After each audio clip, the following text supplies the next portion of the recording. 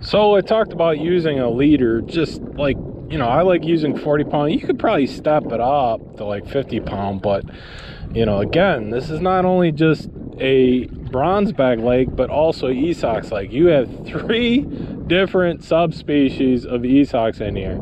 Tiger muskie, spotted muskie, and of course the northern pike. So to me, it adds helps you with a little protection. That was like the first break off I've had in a long time, working at Jerkbait.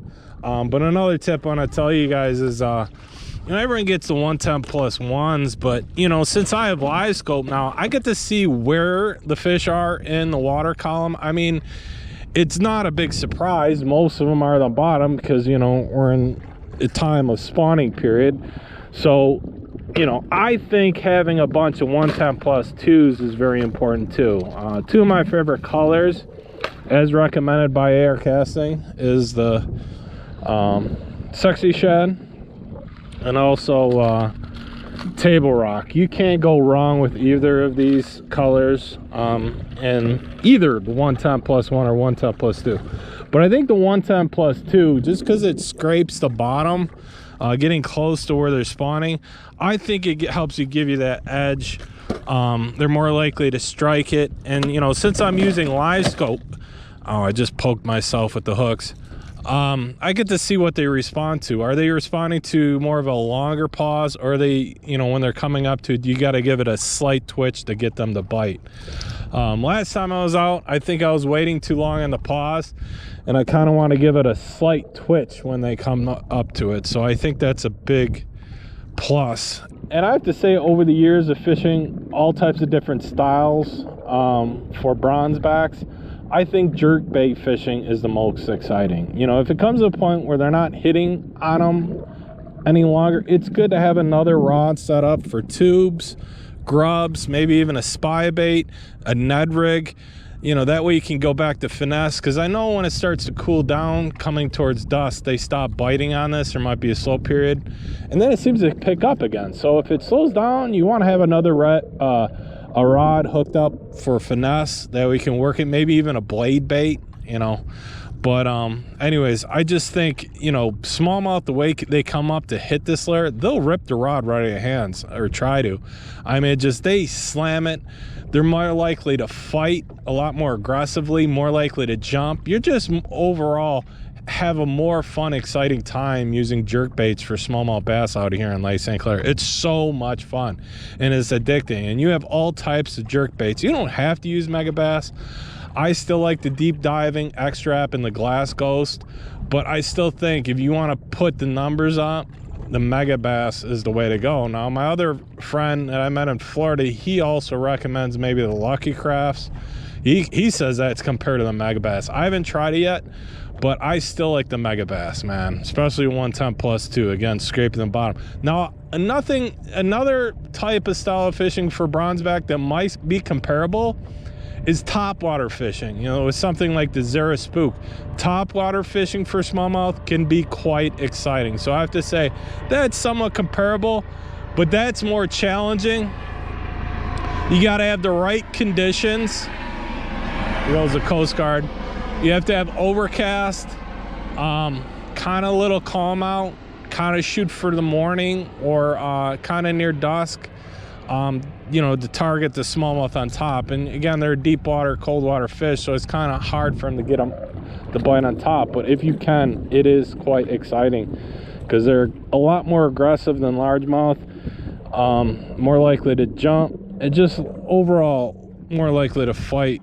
A lot tougher than largemouth bass, especially the smallmouth compared to the largemouth out here. Largemouth bass, that one over near the seawall the other day, I have to say, it gave me kind of a run for my money, surprisingly. Usually they're pretty fatigued and lethargic, but he felt like a smallmouth at first, but then I saw him and he kind of gave up a little bit, but he still gave me a little tug, man.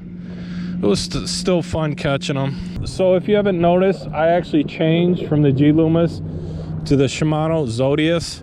I like that rod. It was a little stiff. I wanted to go a size down, but I didn't like the grip on it, and I noticed I was getting hand fatigue. You know, I posted a photo on my post part of my channel on YouTube, and I said, you know, it fits nicely.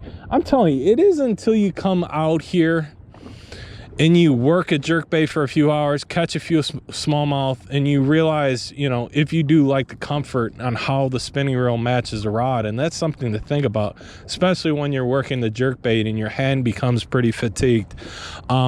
I wanted almost to just go with the same rod I use with the Shimano Nasky. This combo is deadly, and I've been out here and I put a little hurting on AR Casting, and he has like $400, $500 rods, and I outfish him quite a few times with the Falcon. So you don't always have to spend a lot of money for a good rod. Remind you, some of these $100 rods like the Falcon will outproduce some of those expensive rods. But I wanted this a better rod, a little more sensitivity than the Falcon. That's kind of when I wanted to go with G-Loomis, because I might be using this for other lures, not just jerk baits. But I'm telling you, if you're looking for just a sweet setup to work the Megabass, they still have this rod. It's not the Jason Christie version, but they still have a Falcon, and I'll have to post a link down below. But this is super comfortable. The way that foam is rounded out for your hand, you can just easily palm it. I swear to God, you know, you don't get any hand fatigue with this combo, and you can just work that jerk bait, that slash bait for hours out here.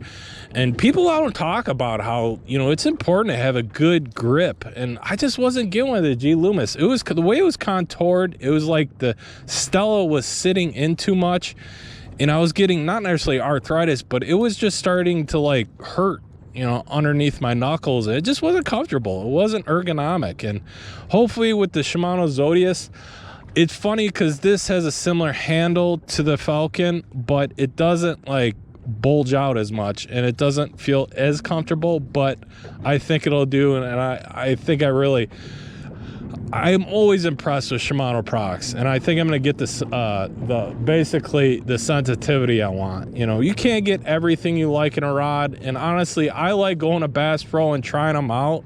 If you follow me on Facebook, I was talking about how I was also looking at a Fenwick. It was between a Fenwick, G-Loomis, and the Zodias. And so, and also I was looking at a St. Croix, but you know. But anyways, enough talk. Let's get with fishing here. I just want to talk about the importance of ergonomics, especially when you're jerkbait fishing. You know, you might not get hand fatigued with other lures you're working out here for smallmouth, but it's important. Comfort is important when you're working a jerkbait, and I found that out definitely down south, using the X-Strap for saltwater fishing for snook. I really like that Daiwa, but the cork probably wasn't as comfortable as the Falcon, but it was still it was pretty comfortable. You know, even though you pay a pretty premium for some of these rods, it just doesn't always equal out the way you want it to, you know what I mean? So gotta be careful, research, try it out, and remember, Bass Pro's got a good return policy. If you don't like it, take it back. And a lot of times, even if they won't give you the money for it, it's past return or something, they will exchange it a lot of times too. So I mean, they want your service. They want you coming back if you're unhappy with a product.